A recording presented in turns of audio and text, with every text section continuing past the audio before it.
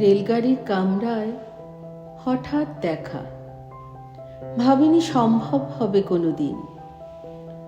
আগে ওকে বারবার দেখেছি লাল রঙের শাড়িতে, ডালিম ফুলের মতো রাঙা। আজ পরেছে কালো রেশমের কাপড়, আঁচল তুলেছে মাথায়, দোলন চাপার মতন চিকন গোর মুখখানি ঘিরে।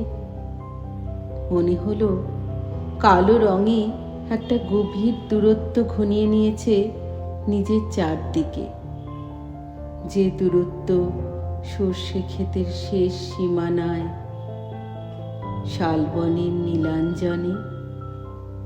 থমকে গেল আমার সমস্ত মনটা।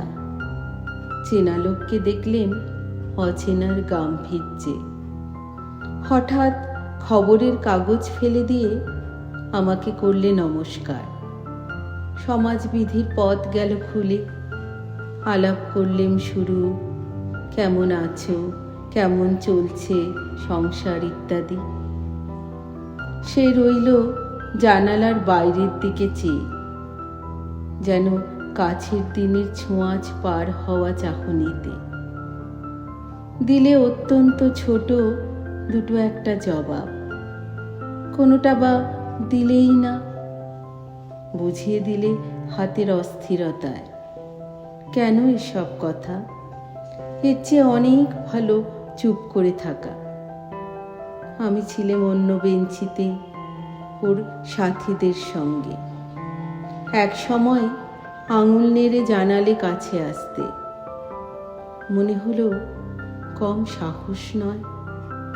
বসলুম ওর এক বেঞ্চিতে।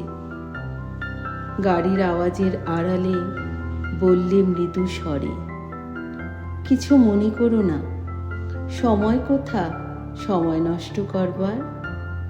আমাকে নামতে হবে পরের স্টেশনে।